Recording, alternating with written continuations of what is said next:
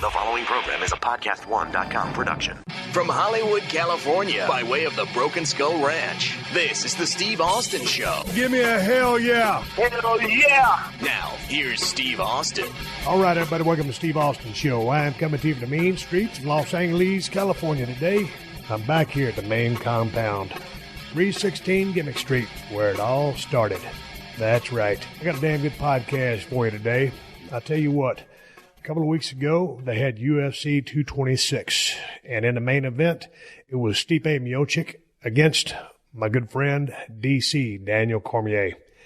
Now, I say good friend. I know DC pretty damn well. We talk every now and then. I'm a big fan of MMA. I'm a big DC fan, and I'm a Stipe fan as well. This was a tough fight to watch, but I just had some kind of feeling that DC was going to be able to pull this thing off, and he did. And DC is a huge professional wrestling fan. So, man, I tell you what, he has been grilled to death. He's been interviewed backwards and forwards and forwards and backwards. And I called DC, and his phone went to voicemail, and he doesn't have voicemail set up. So I just hung up. I said, well, maybe he'll call me back. Sure enough, I was walking through the aisles of Home Depot, about to head over to the men's room, which is way back caddy corner in the back right-hand corner. And my damn phone goes off, and it's Daniel Cormier calling me back. Man, we sitting there shooting the breeze, and a guy came by and said, hey, Stone Cold. I held up my phone and I said, hey, dude, I'm talking to Daniel Cormier right now. Could you pardon me just for a second? Anyway, I sit there and talked to DC for a little bit, and I said, hey, man, I said, I know you're busy. A fight just happened. You're doing all kinds of promotional stuff, filming commercials. Everybody's grilling you to death, asking you about the fight. And I said, you got time to come on a podcast? He goes, oh, Steve, how about 10:30 in the morning? I said, yeah, man, it sounds good. And DC was in Los Angeles. He was flying back to, I guess he's over in San Jose area. Flying back, I called him the next morning, and I called him on my Skype system, and it says no caller ID. I always like talking to DC, and, man, when you listen to those guys talk about MMA, they're on a scientific level. Me, I'm on the fan level. It's kind of like me watching pro wrestling is like DC watching MMA. So it's kind of a little bit of a crossover now because, my expertise is in that world. His is in the professional wrestling world. So, man, I'm not the most technical guy on the fight system or the fight game, but, I know enough just to have a conversation, and that's what I'm doing today with Daniel Cormier. He is the reigning, defending light heavyweight champion. He is also the reigning, defending heavyweight champion of the world. And it's going to be interesting to see, here in the podcast, where he goes from here. There's a super fight that was made that night. Brock Lesnar comes to the octagon, pushes the hell out of Daniel Cormier, damn near sends him halfway across the octagon. I was laughing my ass off, and Brock started talking trash, and then DC says, man, get out of my octagon. I'm trying to take care of business here. So we'll see what happens with that fight. But we got about an hour of a conversation with DC. Anyway, I'm looking forward to you hearing my conversation with Daniel Cormier. He's always a class act. He's always full of stories, and he's one of the most articulate guys out there in the business. And I was asking him, what he's going to do when he gets ready to retire at 40 next year. The thing's coming up. He's looking for those big fights. He's setting himself up, and we'll see where he goes from here. But I'm a huge fan of DC. I hope you enjoy this show. This is the Steve Austin Show. Obviously, I'm talking to Daniel Cormier, a double champ, as Michael Bisping says, light heavyweight champion, heavyweight champion. I got a chance to watch UFC 226. Daniel, man, for some reason, I just had a feeling you was going to put together a game plan that you was going to be able to pull off the win. And I'm dude, you know me, as big a pro wrestling fan as you are, I'm just the same as far as the MMA stuff, although I don't speak the language as fluently as everybody that you've been talking to does. But for some reason, I just said, man, DC is such a damn smart fighter. I just figured you were going to dethrone Stipe. But before the fight, you even called it in the first round, knockout. Didn't you? That was luck, Steve. That was luck. Were you just talking trash? No, man, I honestly saw some of the things that he did that might present a chance to land a big shot, but I didn't expect it to happen that early. Conor McGregor started calling himself Mystic Mac, right? Like Mystic McGregor, I call my shots, and I think he may have gotten lucky too, but if he wants to take credit for it, he can. I knew that when we would get into the clinch, right, when we go chest to chest, I figured that Stipe always kind of backed out with his hands a little bit low, and he kind of hangs his chin up in the air. And I was like, man, if he does that, I know that we can land one of these strikes that we've been landing in the gym. And if we land it right on, we can put him out. You're known to be a little bit of a slow starter because you're trying to gauge things, get a feel for what the other person's doing, measure their strength, their power, and to find your range. When you knocked him out in the first round, I mean, hell of a shot coming out of the clinch with the dirty box. And, like, were you prepared to go deep into this thing? And how did you feel going into this fight knowing, hey, man, this is not a light heavy fight? You guys decided to stay heavy or heavier when you were at the 235 mark because you were wearing it well, you were knocking people out. Where was your gas tank? I mean, with respect to knocking him out in the first round, how did you think if you guys would have went into deep water, how would you have fared not having to cut weight? No, I felt good. I mean, I can fight 5 rounds. Like that, it's difficult, but I can fight 5 rounds, but honestly, man, into the first round, he was starting to breathe a little heavy, and maybe it was just him kind of getting that initial blowout, and he was going to get his second win and be able to go 5 hard rounds, but he was already starting to breathe a little heavy, Steven. I was just getting started. If I'm being honest, I didn't even feel like I hadn't even started to go into the reserve yet. There was no need to. I think you start going into the reserve tank about into the third round, beginning of the fourth round is when you got to start searching for that next gear. And I hadn't gotten to that point yet in the first round. I feel like we were just kind of starting to pick up on his tempo, really get an idea of where he was in terms of his movements in the octagon. A lot of different things were starting to present themselves as we were going longer in that round. So I felt great. I felt really good. I felt really sharp. I felt like I could have fought forever, So now, does that not mean that mid-second round he hit me with something and I start to get tired or he goes and finds a finish? No, that doesn't mean that.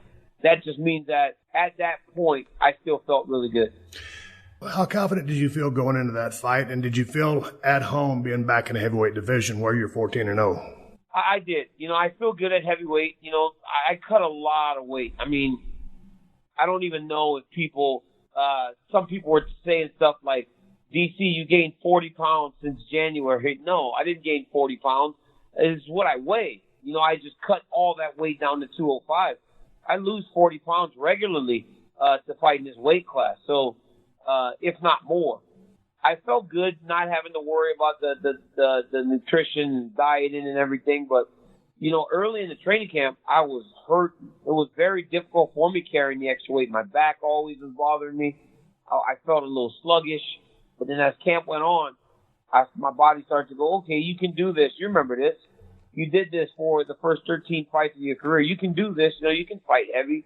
And once I realized that and my body kind of got in a little better shape and everything, it was all systems go. How long did your fight camp last? 2 months or 3 months? I usually start about 3 months out in what I call a pre-camp. I do a pre-camp. I don't just go right in the full-on training camp. I do a pre-camp where I start to kind of get in shape and start to get myself training. And then about 8 weeks out, that's when I start to hit it real hard. That's when I start to really try to push the cardio, push the conditioning, push the sparring. A lot of that stuff, honestly, Steve, is normal. It's what I do all the time. I always train, but whenever I'm getting prepared for a fight, there's just a little bit more focus on those other things. The conditioning and the timing and everything else. But I'm always in the gym. It's just a matter of me preparing myself for a fight. Man, I know you're getting a lot of cardio from your sparring routine, but just additional cardio to get the win that you need for a potential 5-round fight. What are you guys doing? How many hours, are you in the gym a day in that last 2-month period heading into the fight? I'm usually there. I usually get up at 7 in the morning, and I do some mid work, and then after the mid work, I jump on the treadmill for about 1.5 miles, 2 miles, and then I go from 12 to 2. And that's where I do my main training, right? My sparring, my jiu-jitsu, and everything else. From there, on Monday, Wednesday and Friday, I do conditioning. I do an Aerodyne bike workout. On Friday, I usually jump on the track and run with my strength and conditioning coach, Chris Camacho. And then on Tuesday and Thursday, I'm also with my coaches hitting pads and preparing. And then on Saturday, I get in the pool, right? I work a really intense cardio workout in the pool with Camacho.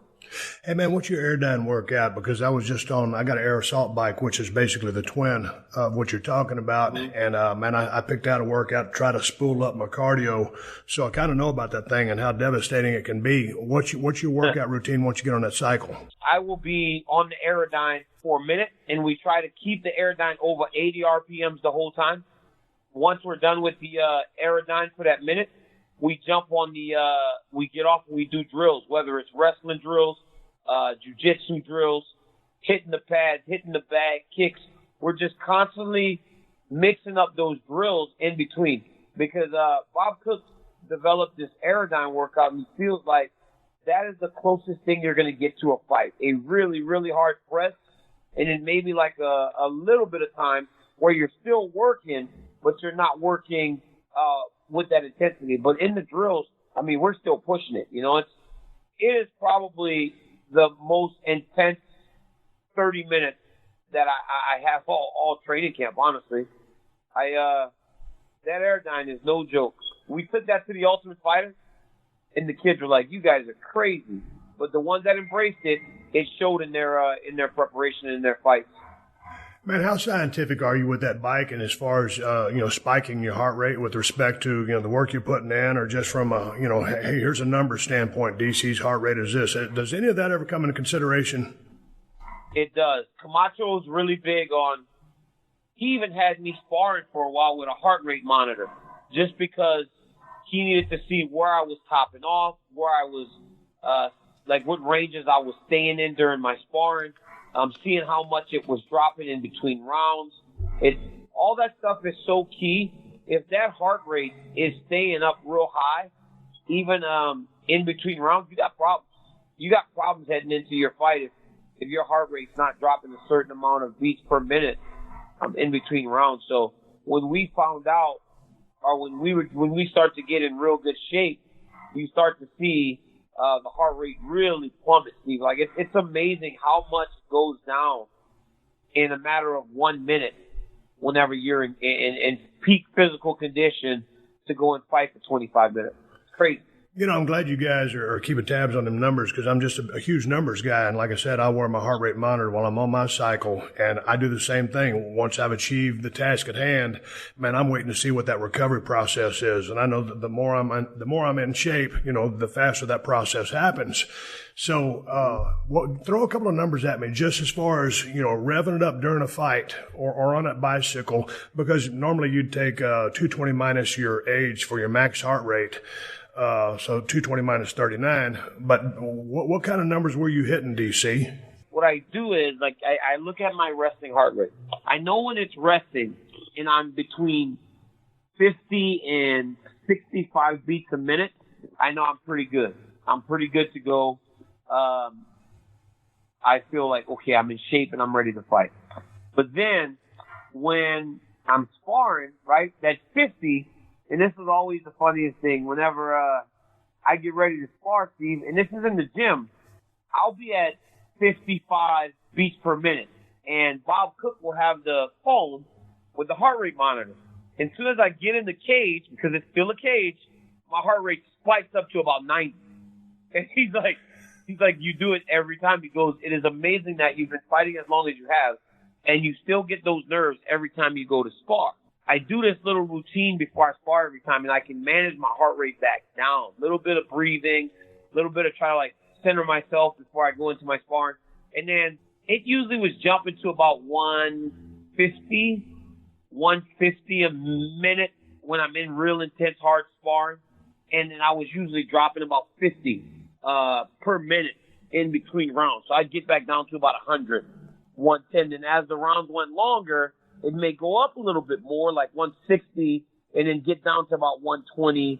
I wasn't recovering as fast as the rounds went longer, but it was okay because I was still dropping 40 beats a minute, which is great. That means I was doing a good job of monitoring and managing my energy to bring my body back down to a place where I can compete effectively. Hey, man, a couple of months ago, I got a chance to take part in Raw 25. It was at the Barclays Center in Brooklyn. And all I was going to do is go out there and give a stunner to Shane McMahon and Vince McMahon. And that glass broke, and, you know, there wasn't a whole lot of words said between us. We would just go out there. We went over it just one time, and I knew what we were going to do. And, dude, as soon as that glass broke, my heart started jumping out of my chest because I haven't been in front of a crowd in so damn long. And the Barclays, they blew the roof off the place. So, man, I was like in full BMF mode, talking trash while I was walking down there, and I hit the four corners. And then I was just supposed to stand there and, you know, listen to Vince cut his promo and then offer up Shane as a, you know, a victim rather than himself. And, dude, while he's talking, I'm sitting there trying to be cool as a cucumber. And I swear to God, if I'd have had my heart rate monitor on, I had to be at 140 or 150. Just, I mean, you were in the middle. You were in the middle of the assault bike. Like you were getting deep into the assault workout. DC, it is scary when you're standing in the middle of a ring and my heart's beating so fast and there's no physical exertion.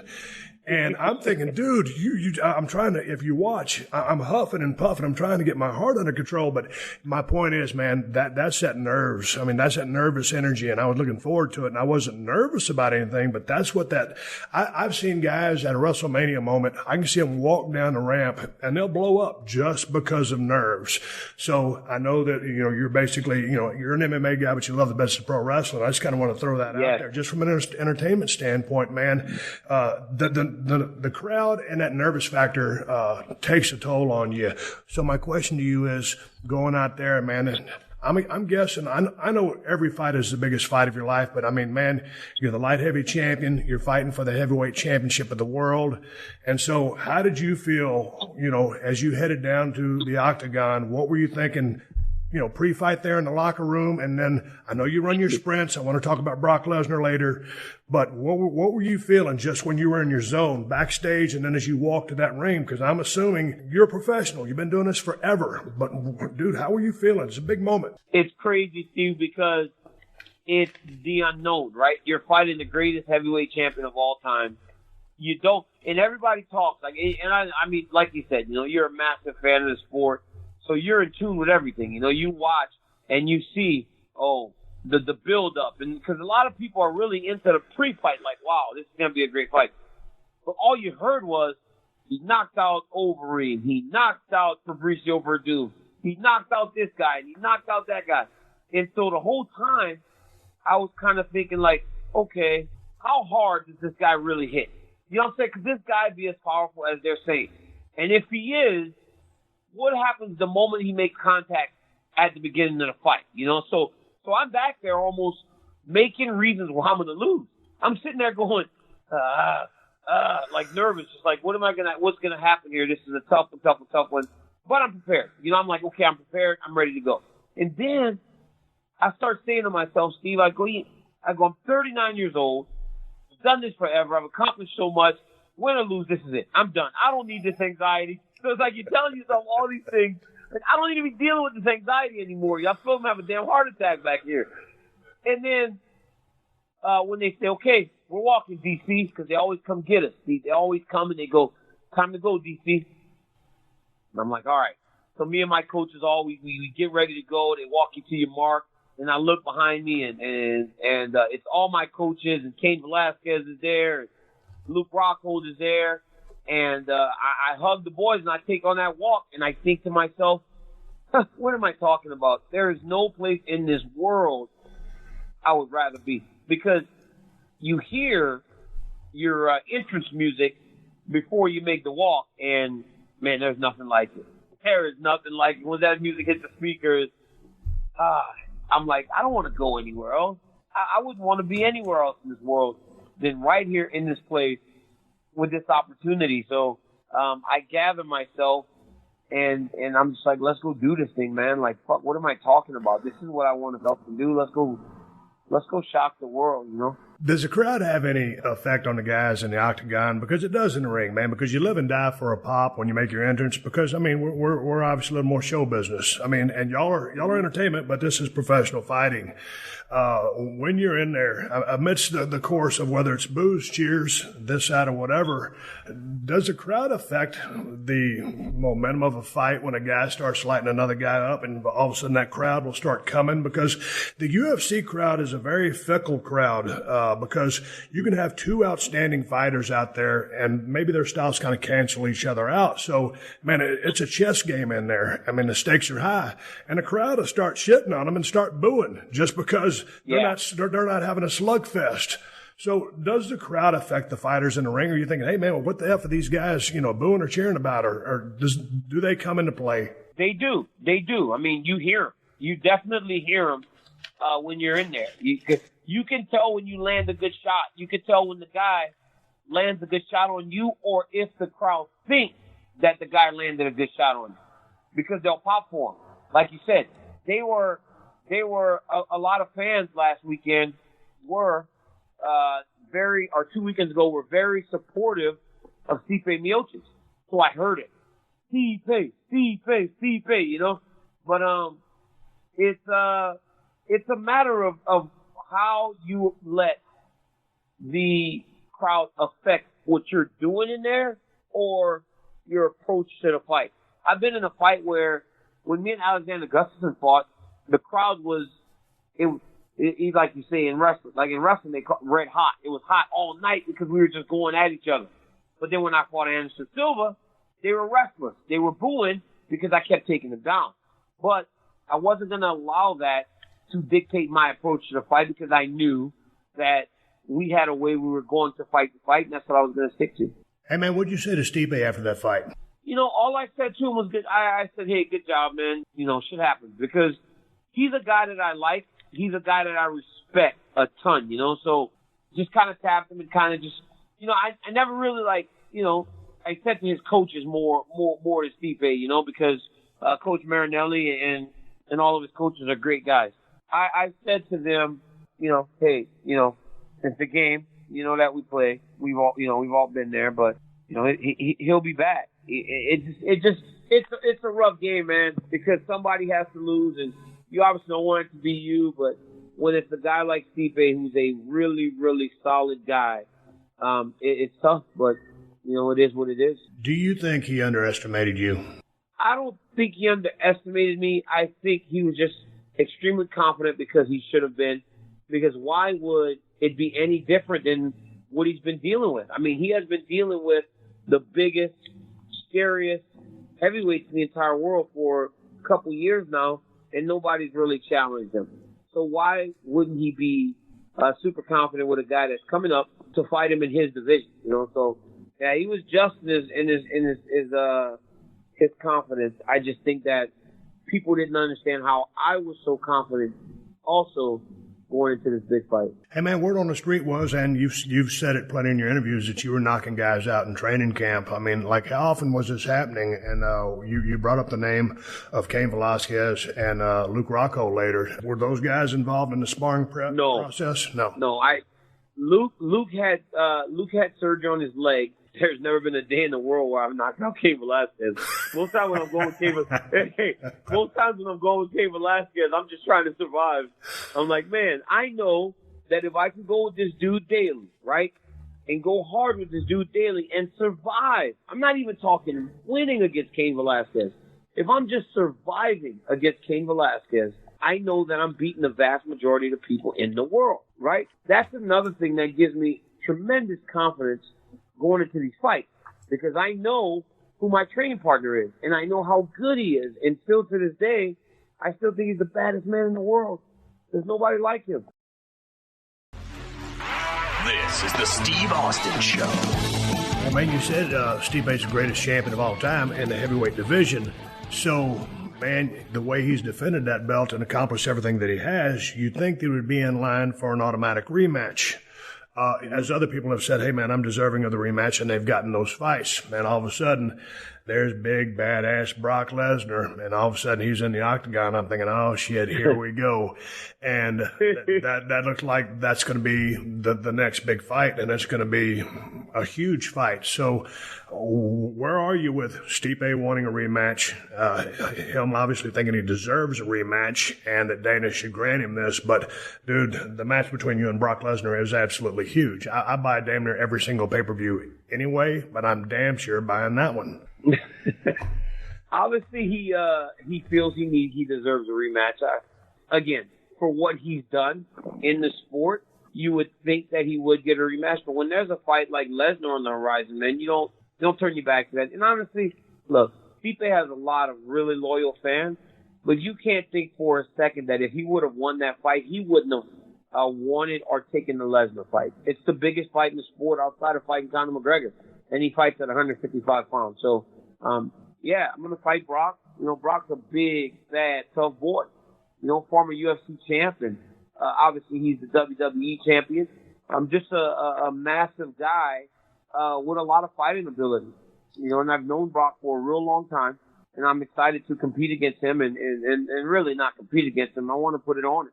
Because when you beat a guy like Brock Lesnar, you're really, I mean, if I beat the most dominant heavyweight champ of all time and then couple that with a fight over Brock, they may call me one of the greatest heavyweights of all time. Let's just say it went the other way around, DC. Let's just say Stipe would have knocked you out, and then all of a sudden here comes Brock Lesnar to the ring, to the octagon to make that fight. Was that a potential matchup as well, or was it strictly a thing between if you won, you and Brock Lesnar? No, I mean, look, I think Brock, who picked Stipe before the fight, right? Brock picked Stipe before the fight. So I think Brock, you and I know from being around Brock Lesnar, when Brock Lesnar shows up, dude's most time looking for a fight, right? He ain't just coming to watch the UFC. He's coming looking for a fight. Yeah. So when I'm in the octagon, Steve, my music just got done playing. I'm in a very unfamiliar place because normally as the champion, you come out second, right? You don't get to stand there and wait for your opponent. But Stipe is the baddest man on the planet. Stipe is the heavyweight champ, so I go first. And as I'm standing in the blue corner, I'm like pacing back and forth, and I look through the octagon, and Brock Lesnar is just staring at me, but he's smirking, right? Like, I'm trying to ignore Brock because I'm like, okay, I mean, obviously I got something really important on my plate right now. I don't have time to be worried about Brock smirking at me and shit right now. So I look over there. He's standing there, and he's kind of like looking at me like, you know, you get this done. It's go time. But after the fight, I was like, hey, get in here. I mean, you're here for a fight. We'll give you a fight. The one thing about us, man, like, you know, you won't find many guys, fighters in the UFC that is aware of the fight, and we don't kind of go to it. You know, I was very aware he was there, and if he was there, he must have been looking for a fight, so I wanted to give it to him. I just didn't really remember how big he is until he walked into the octagon. He gave you a pretty good shove once you got inside that octagon. A little bit of horsepower behind that shove. It really reminded me a lot of when Tyson shoved me because he pushed the shit out of me. And we were probably about the same weight, but Brock came in there big as a house. He shoved you back a couple of feet. Did it surprise you? Steve, it surprised me so much because, look, like I said, you know, I've known Brock for a long time, or I've known of him and been a fan, and we wrestled together when we were in college. So I've known Brock Lesnar, and he was coming into the octagon, and I was thinking to myself, we're gonna go chest to chest, and you know, if this fight's gonna happen, they'll have a great visual, right? I'm thinking there's gonna be a great visual, big old Brock Lesnar in the octagon with me, and we'll go chest to chest, we'll jaw at each other a little bit, and we'll see what happens. Well, Brock wasn't having that. He pushed me. He came in hot too, and that's the thing I should have recognized. You know, I should have recognized that he was coming in as fast as he was. You know, I didn't really pay attention, and he pushed me.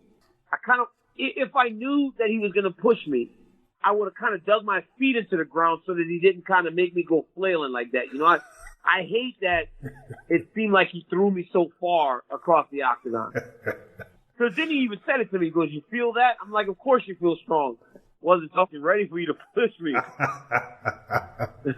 DC, if that fight doesn't happen, will you drop back down to light heavy to defend that belt? And if you did, or when you do, dude, how tough of a cut is that going to be now that you're back home and feeling good in the heavyweight division? It'll be tough, but it's always tough. I mean, it's well documented how difficult it is for me every time I go to 205. You know, this will be nothing new. The next time I have a light heavyweight fight, I'll go down there, make the weight, and I'll fight. I just don't know who it's going to be. I feel like the light heavyweight division right now, we don't have many contenders. I mean, Alexander Gustafsson is a tough guy, but his opponent just fell out of the fight, so I don't even know if he's going to have an opportunity to earn that title shot, the rematch between him and I. I was watching the clip today, and I think, I guess you had mentioned that Shogun Rua could be next in line if you were to defend that belt.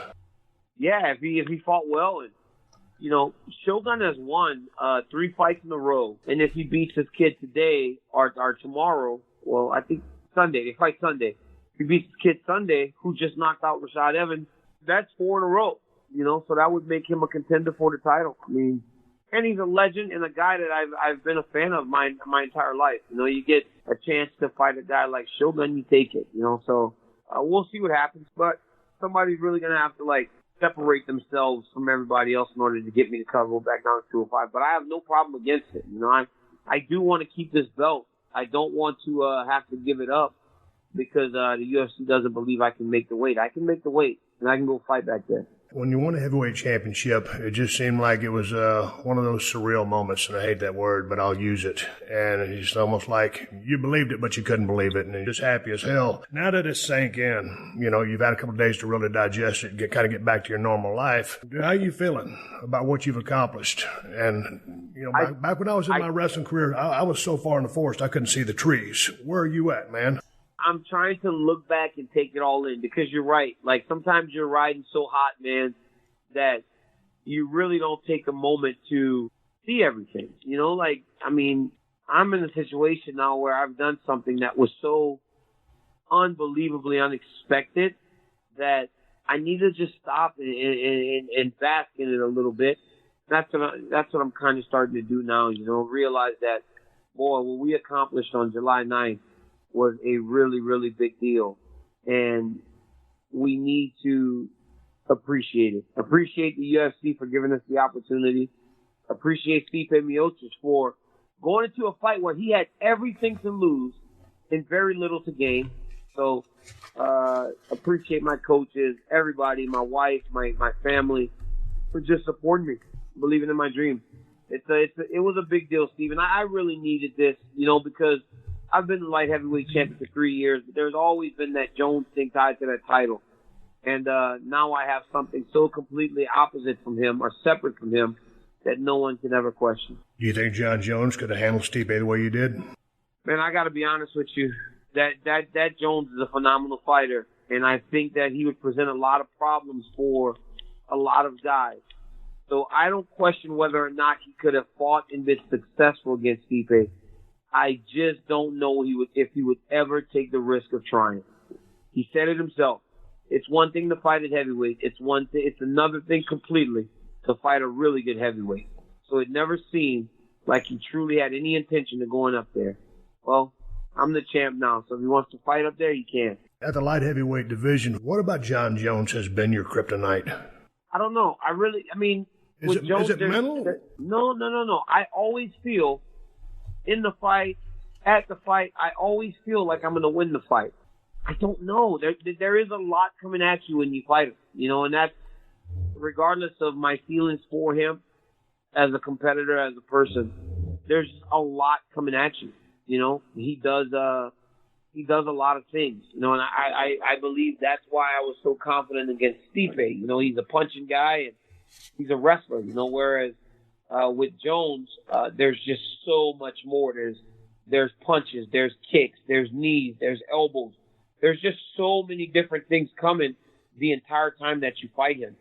So I think that's what makes it more difficult. I'm not a delusional guy. I know that it would be a tough fight at heavyweight. A few pounds doesn't change that much, you know. But I do believe that at that weight, or 205, I still feel I can get it done. Hey, man, referee Mark Goddard was giving you a couple of warnings about the eye pokes. And then in Jon Jones, you're always going to hear about the eye pokes. So certainly there was people, when I'm reading all the comments on YouTube, hey, man, eye poke this, eye poke that. Man, take me through these things, what you were doing or what you were feeling or how it was happening. So what happened was I poked Stipe in the eye once, but the referee warned me a number of times about keeping my hands closed, right? He was like, keep your hands closed, keep your hands closed. But I try to gauge my opponents. Again, I'm normally the shorter guy in there, so I try to gauge where my opponents are. So I try to, like, get my range by grabbing at him. Thing was, Stipe was coming in as we were grabbing at each other. Goddard was very aware of my hands being open. On the one time that I poked him in the eye, it's a combination that I do a lot, right? I throw an inside leg kick, and then I throw a right hand from the switch stance. That time, my hand came open because, honestly, in practice with 16-ounce gloves, there are a lot of times where I feel like my hand is open when I'm throwing that punch, and I'm almost slapping my training partners. But that time, my finger poked him. But then, even right before the finish, him and I went into a combination where I did the same combo. Inside leg kick, right hand from the switch stance, but my hands were closed this time, and it was just a clean landed punch. That's my fault. I should have kept my hands closed. But by no means, Steve, was I trying to poke Stipe Miocic in the eye. It's crazy that people would even believe that. No, I didn't figure it was either. And then on the one slow motion replay I was watching, there was one where you really threw a big right hand, and it almost was like you said, in 16-ounce gloves, it's almost like you were just trying to.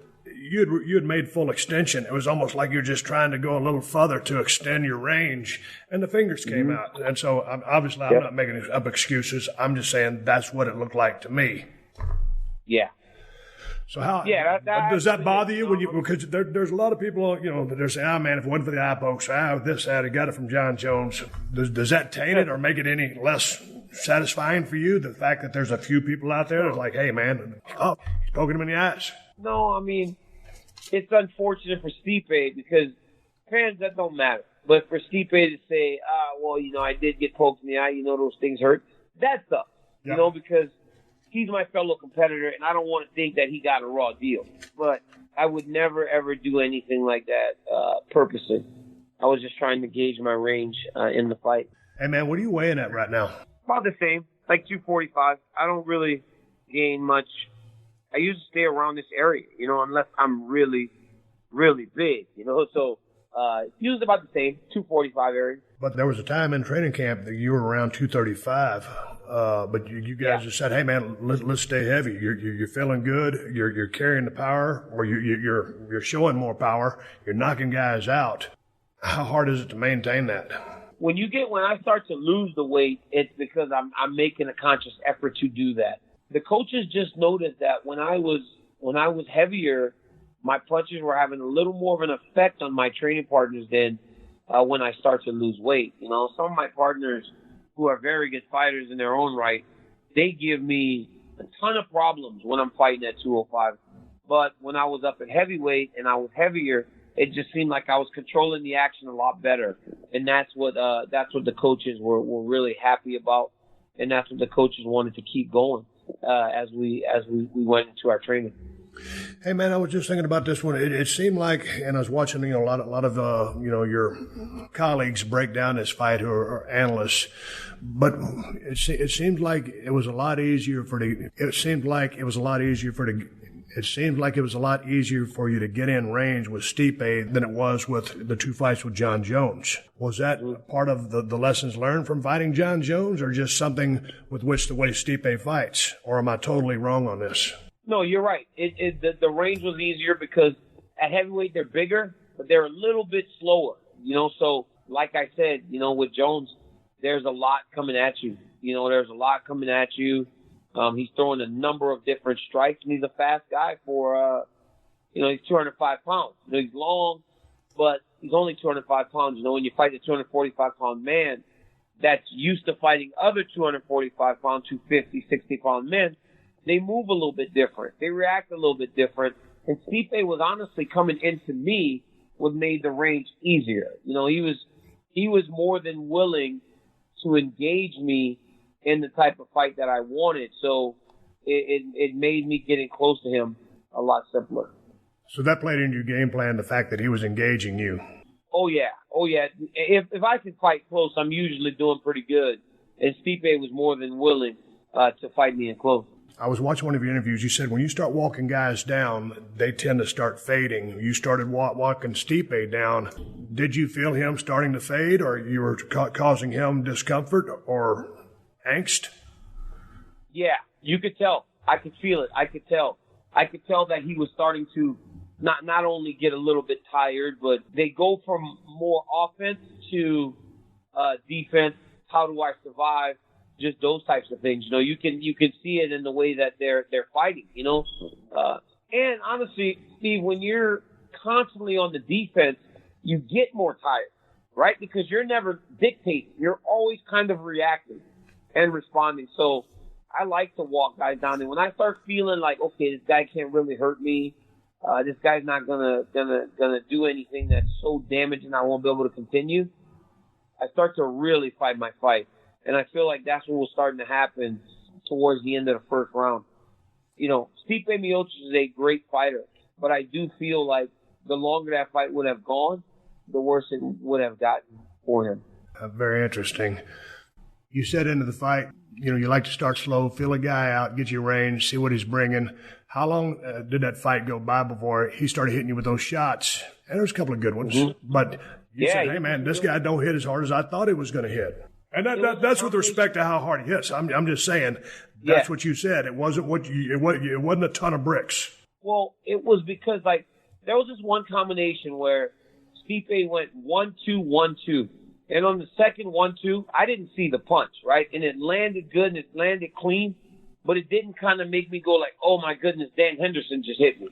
Yeah. Dan Henderson hit really hard. Like even from the clinch, I was like, wow, this dude hits hard. Like I could tell that this dude had a lot of power. I never really felt that in this fight. With this win, I know you were just in Los Angeles. I was talking to you yesterday. When you called me back, I was in Home Depot trying to get a barbecue pit. How much? I know you're doing a lot of media. How's that when you walk into Home Depot and people see you like, what? Stone Cold and Home Depot? Well, the one dude that called me out, I said, hey, man, I'm talking to Daniel Cormier. So he popped on that. You've got all these media obligations, following up on the fight. Everybody wants to hear from, two-division champ, obviously, recently crowned heavyweight champ. So you're doing all that. But, man, I've been so happy to see you get a lot of the endorsements you've gotten, because it's always nice to get a payday from outside the octagon or from the squared circle where I came from. How do you like that stuff? I mean, it's got to be gratifying. It's got to be. Dude, just kind of like that Ronda Rousey thing where you cross over and all of a sudden you're doing commercials for everybody. That's you enjoying that?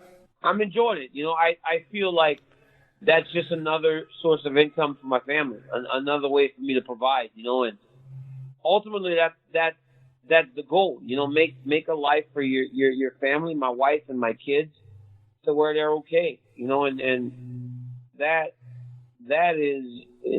is better than anything I've ever done athletically. The idea that I can give them and provide for them in a way that they can live a life that me, when I was a kid, could only dream of and wish for, So, all these things are great. And I love that I'm getting these opportunities. Hey, man, I had Post Malone on the podcast about a year ago. He cruises up to my house in a Rolls-Royce Wraith. It was about a $350,000 car with 2 18-packs of Bud Light. Are you spending your money on cars? Are you? Because I know that you're pretty resolute in retiring at 40, and maybe yes. 2 big fights left or whatever it is, DC. But how have you been with respect to the business of your money? Because everybody says in the wrestling business, hey, man, it's great that they're paying us, but I just soon do it for free. I know the fight game is a different business, but you're a fighter. That's what you do. That's what you love. But you damn sure don't want to do it for free. You learn the business end of it. You get the big paydays when you can, because that's what it's all about. It's about dollar signs. So have you been responsible on the backside of managing your money and make it grow and work for you? Oh, yeah, Steve. So right now, I am the owner of 3 poke restaurants. It's called Poke OG. There's ones in Florida, California, Boston. They're doing phenomenally well, especially the one in Miami. Then I also have 2 barbershops down in Southern California where the guys are just crazy and it's just super steady.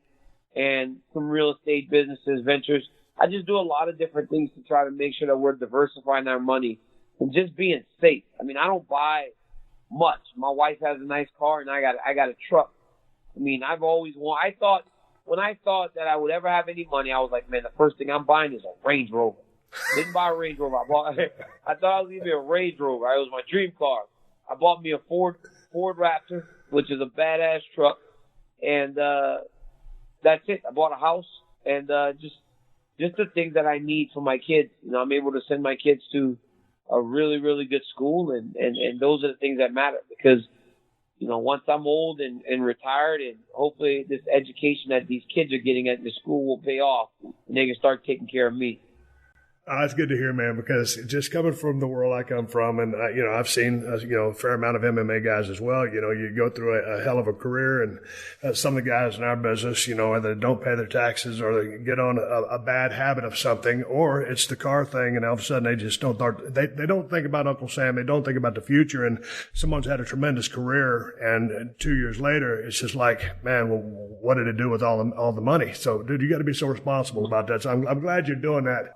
Before we go, I want to ask you if you've been able to watch WWE and check out the success that Ronda Rousey has had, because I think she's doing a phenomenal job. Interesting transition. I know she's a lifelong fan, just like you are.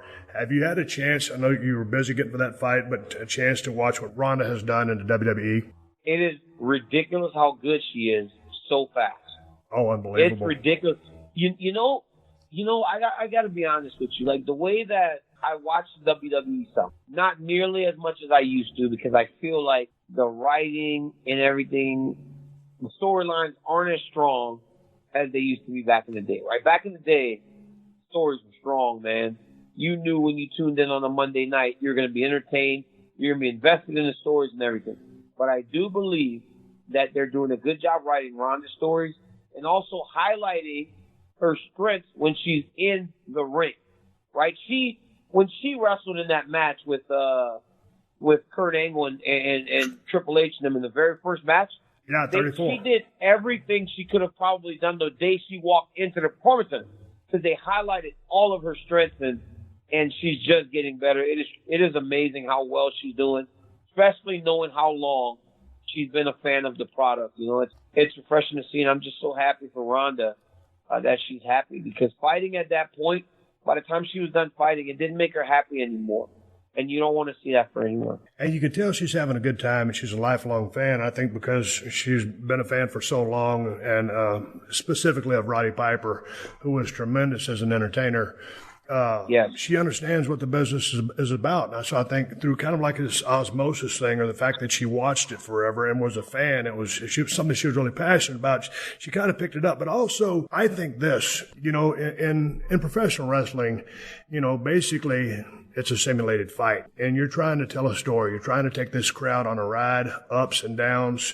You're telling a story, most times between, you know, good versus a bad guy or good versus evil. But I also think you changed that, CC. Let me say this. You single-handedly have completely changed the dynamic of professional wrestling, and I don't think it's ever going to go back. I don't think it's ever going to go back to the way it was before, when you and Brian Pillman walked out as the Hollywood Blondes, and everybody booed you because that's what they were supposed to do. But now, when you became Stone Cold Steve Austin, and the fans go, wait a minute, I know I'm supposed to hate this guy, but he seems pretty cool. And then, you know, the whole Bret Hart thing back in the late 90s, everybody started treating Bret as the bad guy and you as the good guy. And I don't think it's ever going to go back, because I go to events, Steve, and I listen to Kevin Owens get cheered, but then they boo all the people that my son loves as a kid, right? John Cena, Roman Reigns. They get booed out of the building. But the guys that are kind of despicable get cheered. And that's because of you. You changed the business. You changed the business, man. Before, if Sting, think about it, all those great heroes from back in the day, right? Sting and when the Steiner brothers were the clean-cut boys from Michigan, the wrestlers, and Hulk Hogan, and all these guys that just were, the Hacksaw Jim Duggan was a good guy, representing the United States and everything, and everybody hated Demolition, and everybody hated Andre the Giant, and everybody, they would get cheered in this day and age. They would get cheered because you changed the business, man. It's crazy. I watch it, and I'm just like, this is insane that this really did start during your run. I mean, you left a lasting impact on a business that's been around forever, man. You should be very proud about that. Yeah, but, I always tell everybody, and I'll get off this real quick, but Superstar Billy Graham was the guy that I was. But when Vince Sr. had Superstar Billy Graham, he was this heel in New York City or in the territory, but they were selling out the Garden, and he became so entertaining that people started really liking Superstar, and then Backlund beat him. And, all they had to do was kind of, change his opponents into being heels, and he would have been a baby. So he would have been 20 years before me, but that never happened. But going back to, and I don't know if I certainly changed the business for better, for worse. I don't know. I just know I had a good time and I had a good run. But just going back to Ronda real quick, I think that because one of the reasons she's so natural to the ring, in my opinion, because she's had so many big fights. Some of those fights didn't last long, but there were those holy shit moments, which she understands because she was there when the crowd just went apeshit. I mean, whether it's grabbing, like 7 arm bars in a row, people just shit themselves because it's like a holy shit, she did it again, or they were just waiting to take someone over. So I think that translates. I think she has a feel for what, is a big moment or a pop, because she's, again, it's a simulation of a real fight, but she's lived those moments and she understands those moments because she got that organic, true pop when she was thrashing people as a fighter. And again, she's been on the downside of that as well. And and not only just at the UFC level. I mean, even all the way when she was in the Olympics. It's like for her whole life she's been in front of crowds. Yes. So she understands what people want to see. It's not like she's guessing. Sometimes you'll get people that start and you'll watch, like, I got a friend right now that's going into he just left his tryout at the WWE. Big heavyweight from Duke University, name is Jake Kaplan. I'm so high on him. Big, strong looking kid, good looking kid, has the potential in the body to do well. But he hasn't really performed on a massive, massive stage like an Olympic Games or like a UFC or anything like that. So it's going to be interesting to see how he transitions. I know it'll take a little bit of time, but he fully can get it. I think he'll get it in time, but with a person like Ronda, when your whole life is essentially on display, it doesn't matter what you're doing. You're pretty comfortable in those environments. Okay, man. I agree with you. You said you're going to retire at 40. So I don't want to ride off in the sunset. I'm not ever going to talk to you again. But if you do indeed retire at 40, so many people that enter the wrestling game don't have an exit strategy. Obviously, you're outstanding at the analytical game, commentating. So will you go into that, or you thinking something else, or would you consider anything in the squared circle? Well, I would always consider that. I've always loved wrestling since I was a kid. So, of course, if I had an opportunity, I would definitely look at it. But for me, it's going to be commentary. I mean, I already do it right now. I'm regularly part of the commentary team for the UFC at the pay-per-views and at the events. So I'm going to do that. Also, I'm the head coach now at a high school of my own in Kilroy. I'm the head wrestling coach at Kilroy High School, so I'll coach for fun. And then I can just really focus on my family, man. Like, spending more time with Selena. My kids are now really getting into athletics pretty seriously. My daughter is a crazy little gymnast. My son is wrestling, plays football and baseball. So we have a ton of stuff that's going to keep us really busy. And I'll work on the TV side of things whenever I'm not dealing with the family. Man, that's an awesome game plan. Before I let you go, when your kids are watching Dad fight, I mean, how are they? Are they as nervous as a long-tailed cat in a room full of rocking chairs? Or I know they're veterans now. They've grown up watching you fight. You've had so many big fights, so many big moments. How are they? I know they were just basking in the glory just like you with that big win. How are the kids? they said they're crazy. You know, we don't let them sit too close to the octagon, right? Because you don't know what's going to happen. It would have been horrible for my kids to be in the arena when I got knocked out by Jones last summer. So we try to keep them a little bit, put them in with the rest of the family, and then after the fight, they come down to octagon side. But they said my daughter's just going, go, Dad, go, Dad, go, Dad, just like losing it the whole time. And my boy could not be prouder. Nothing makes him happier than saying his dad's a UFC champion. Nothing makes my boy prouder than saying that. Outside of maybe saying my dad beat some wrestler, or beat a wrestler or something, because he's a huge wrestling fan himself. But yeah, man, Steve, I've been on this crazy ride that I could have never imagined growing up in Lafayette, Louisiana. But I'm lucky enough to have done these things, lucky enough to experience them, and when it's all said and done, I'll look back and know that I had a good ride, right? Just like you said, look, it was a good ride. I had a great time, and we're just lucky, man. We're the lucky ones. Hey, man, before we sign off, where can people find you on social media, whether it's Twitter, Instagram, or whatever? Find me at DC_MMA on Instagram, on Twitter, and just Daniel Cormier MMA on Facebook, man. Just all over the place. Give me some support, and I appreciate the ones that have already started doing it or been doing it. DC, man, it's a pleasure talking to you. Obviously, been a fan for a long time. We got a chance to meet, been friends for a little bit. We never see each other, but man, I'm so proud of you and happy for you, and just to watch the body of hard work that you put in from your days in Lafayette and going back and watching all of your amateur wrestling stuff. Man, I'm so happy for you. You keep riding the lightning bolt, as Dusty Rhodes would say. Thank you so much, Steve. I appreciate it, brother. All right, everybody, give me the go home cue. It's time to wrap up this podcast and ride off in the sunset. Before I do that, I want to thank the reigning, defending light heavyweight and heavyweight champion, Daniel DC Cormier, for being my guest today. It's always fun to talk to Daniel. He's had such a outstanding, unbelievable career, and we'll see where he goes from here. Whenever he decides to step out of the octagon, he will be busy as hell doing analytical work and all the other things he's interested in doing. He's just a real bright guy, good head on his shoulders, just low key, and it's just a lot of fun. So DC, good luck in all your future endeavors, brother. Hey, man, ProWrestlingTees.com/Steve Austin has all my Broken Skull Ranch t-shirts. And if you like IPAs, I got a good one for you.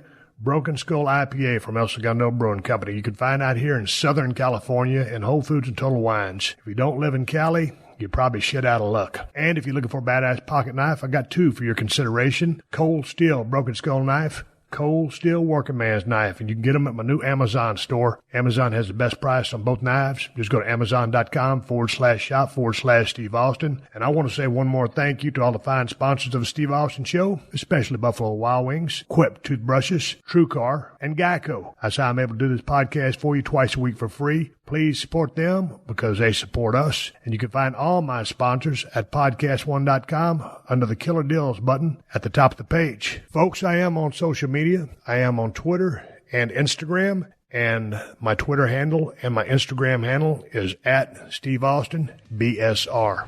Folks, till next time, my name is Steve Austin, and I will catch your ass down the road.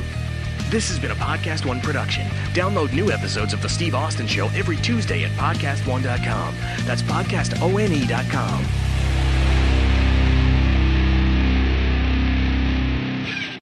Stream the biggest blockbusters this summer with Popcorn Summer Movies on Pluto TV. Experience nonstop action with the first 4 Mission Impossible movies and Top Gun. Laugh out loud to comedies like Anchorman, The Legend of Ron Burgundy, and The Backup Plan. With thousands of free movies, Pluto TV has something for everyone. Available on live TV and on demand. Download Pluto TV on all your favorite devices and start streaming now. Have you ever heard that story that Napoleon used the Egyptian Sphinx for target practice and shot its nose off?